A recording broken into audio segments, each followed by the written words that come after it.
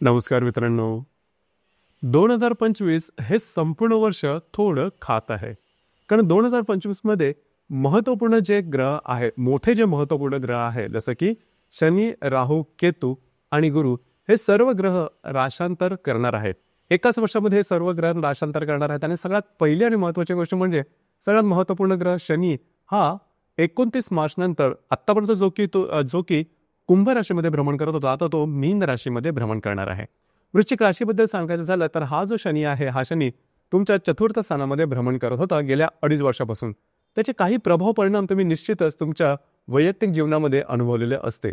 खास करून घरातली जी माणसं आहेत, म्हणजे तुमच्या कुटुंबातली जी माणसं आहेत, त्यांच्याबरोबर जे नातेसंबंध आहे ते काही ठीक चालले नव्हते. गेल्या 2.5 वर्षापासून जर का तुम्ही बघितलं तर साधारणतः तुमच्यामध्ये आणि त्यांच्यामध्ये काही गोष्टींमुळे वादविवादाचे प्रसंग निर्माण झालेले असतील. मग ते तुमचे वैवाहिक जोडीदार असतील, तुमची मुलं असतील किंवा घरातल्या मोठ्या व्यक्ती यांच्याबरोबर गोष्टी ज्या आहेत त्या ठीक नव्हत्या. घरामधलं वातावरण बरंचसं गढूळ होतं, तप्त झालं होतं आणि त्यामुळे खटकेसुद्धा उडालेले तुम्ही बघितलेले असतील. काळजी करू नका. आता जसं शनी हा तुमच्या पंचम स्थानामध्ये भ्रमण करेल, त्यानंतर या बऱ्याचशा गोष्टी कमी होणार आहेत. अजिबात काळजी करू नका. परंतु यासाठी बाकीच्या ज्या गोष्टी आहेत त्यासुद्धा लक्षात घेणं गरजेचं आहे.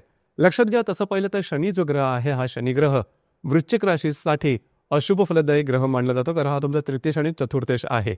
या अन्वये जर का विचार करायचा झाला तर पंचमातला जो शनी आहे हा 3-4 प्रकारे तुम्हाला अनुभव देऊ शकेल. पहिली सगळ्यात महत्त्वाची गोष्ट म्हणजे जी तुमची संतती आहे किंवा जी तुमची मुलं आहेत, ही तुमच्या अपेक्षेच्या विपरीत वागतील. म्हणजे तुमची जी अपेक्षा असेल त्यांच्याकडून त्या सगळ्या अपेक्षेला पूर्ण होणार नाहीत किंवा त्यांच्या आयुष्यामध्ये काही गोष्टी थोड्या वेगळ्या प्रकारे दिसतील. त्यामुळे थोडीशी तुमची चिडचिड होणं किंवा अपेक्षाभंग होणं अशा प्रकारचे काही अनुभव या दरम्यान येऊ शकतील. मनाची तयारी करून घ्या. दुसरी महत्त्वाची गोष्ट म्हणजे जर तुम्ही कोणाच्या रिलेशनशिपमध्ये असाल तरीसुद्धा ज्या गोष्टी आहेत हळूहळू थोडंसं कॉम्प्लिकेटेड व्हायला लागतील.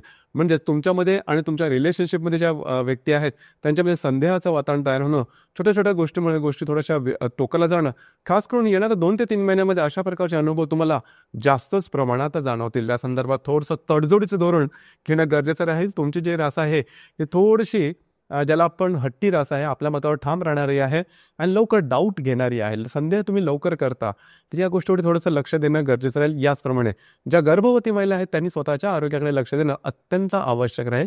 आरोग्याच्या संदर्भातले काही त्रास डोकं वर काढू शकतील. जी मुलं म्हणजे शिक्षण घेत आहेत, विद्यार्थी दशेत आहेत, त्यांनी सुद्धा थोडंसं जास्त मेहनत करणं गरजेचं राहील. इथे हा जो शनी तुमच्या पंचमात भ्रमण करेल, तृतीय दृष्टीने सप्तम स्थानाला बघेल, सप्तम दृष्टीने लाभ स्थानाला बघेल आणि दशम दृष्टीने हा तुमच्या द्वितीय स्थानाला बघणार आहे. तर खास करून ज्या ठिकाणी विवाहित असाल तर वैवाहिक जोडीदाराच्या आरोग्याकडे थोडंसं लक्ष देणं गरजेचं राहील. तुमच्यामध्ये त्याच्यामध्ये थोडंसं तू मैमेसारख्या काही गोष्टी घडू शकतील. काळजी. आणि सगळ्यात महत्त्वाची गोष्ट म्हणजे आर्थिक संदर्भात थोडीशी चणचण भासू शकेल. लक्षात घ्या, तुमची जी रास आहे ती थोडीफार खर्चिक आहे, अर्थात खर्च विचार करून करते. तरीसुद्धा शनीचे जे भ्रमण किंवा शनीची जी दृष्टी तुमच्या लाभ आणि द्वितीय स्थानामध्ये येणार आहे, त्यामुळे आर्थिक संदर्भातले त्रास अनावश्यक किंवा अनपेक्षितपणे खर्च होणं हा भाग थोडा जाणवेल किंवा तुम्ही केलेल्या कामाचा मोबदला तुम्हाला योग्य तो मिळणार नाही, अपेक्षेप्रमाणे मिळणार नाही. त्याच्यामुळे आर्थिक थोडीशी चणचण जाणवेल. तर या संदर्भात काळजी घ्या. तुमचे खर्च किंवा गुंतवणूक याकडे खास करून लक्ष देणं गरजेचं राहिली गोष्ट थोडी महत्त्वपूर्ण राहील. आता जसं सांगितलं त्याप्रमाणे वैवाहिक जोडीदाराच्या आरोग्याकडे सुद्धा लक्ष देणं गरजेचं राहील. आता इथे आणखीन एक गोष्ट थोडीशी महत्त्वाची आहे. इतरही ग्रह याच्यामध्ये खूप महत्त्वाची भूमिका पार पडतील. जसं की राहू आणि केतूबद्दल सांगायचं झालं तर राहू जो ग्रह आहे हा तुमच्या पंचम स्थानामध्ये भ्रमण करतो आहे. तो जवळजवळ दिनांक 18 मे नंतर तुमच्या चतुर्थ स्थानामध्ये भ्रमण करेल.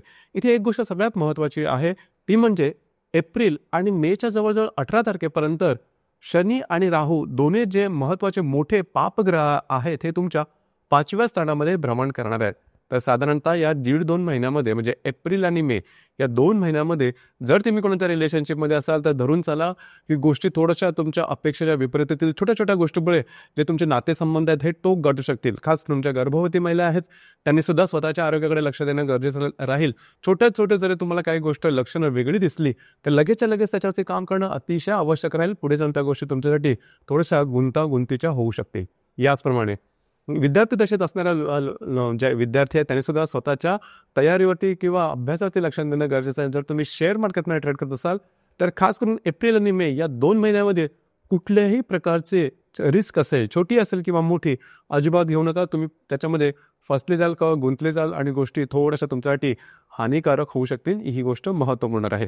दुसरी महत्त्वाची गोष्ट म्हणजे गुरु जो ग्रह आहे, हा गुरुग्रह तुमच्या सप्तम स्थानामध्ये भ्रमण करतोय. गेल्या जवळजवळ 10 ते 11 महिन्यापासून हा गुरु तुमच्या ग्रह जो आहे तो तुमच्या सप्तम स्थानामध्ये भ्रमण करतो. आता त्याचे काही चांगले अनुभव सुद्धा वृश्चिक राशीच्या व्यक्तीने घेतलेले असेल, म्हणजे लग्न जुळून येणं, अपेक्षेप्रमाणे स्थळ मिळणं, साखरपुडा होणं किंवा प्रत्यक्ष लग्न होणं, किंवा जे विवाहित आहेत त्यांच्या वैवाहिक जोडीदाराच्या नातेसंबंध सुधारणं, अशा प्रकारच्या काही गोष्टी नक्की अनुभवायला घेतल्या असेल. परंतु आता हा जो गुरु आहे, हा गुरु तुमच्या अष्टम स्थानामध्ये भ्रमण करतो ना, अष्टमस्थ गुरु तसा चांगला मानला जात नाही, आरोग्याच्या संदर्भातले त्रास देतो. तर एकंदरीत सांगायचं झालं तर शनीला पाठबळ हे गुरुकडून तुमच्या राशीला तेवढं मिळत नाही. त्याच्यामुळे शनीचे जे परिणाम आहेत ते थोडेसे ठळकपणे जाणू शकतील, याकडे लक्ष देणं अतिशय आवश्यक राहील. एकंदरीतच सांगायचं झालं तर आणि तुमची जी रास आहे त्याबद्दल आणखी थोडीशी महत्त्वाची गोष्ट आहे की परस्पर निर्णय घेणं हे तुमच्या राशीचा थोडंसं महत्त्वाचा गुणधर्म आहे. म्हणजे एखादा निर्णय घ्यायचा झाला तर तो निर्णय तुम्ही कोणाशी सहसा डिस्कस करत नाही, परस्पर निर्णय घेता. आणि बऱ्याच वेळेस अशा प्रकारे निर्णय वाईट कालावधीमध्ये चुकण्याची शक्यता असते. ते साधारण आत्ता जी काही क्षेत्र सांगितली त्या संदर्भातले निर्णय घेताना थोडीशी काळजी घेणं गरजेचं राहील. दुसरी महत्त्वाची गोष्ट म्हणजे जर का तुमची वृश्चिक रास असेल आणि जन्म हा 15 मार्च ते 15 एप्रिल या दरम्यान असेल, तर येणाऱ्या जवळजवळ 2.5 वर्षामध्ये लक्षात घ्या स्वतःच्या, म्हणजे जर तुम्ही रिलेशनशिपमध्ये असाल तिथे लक्ष देणं गरजेचं राहील. तुमची ज्या गुंतवणूक असेल शेअर मार्केटमधील किंवा अन्य या ठिकाणी गरजेचं राहील लक्ष देणं.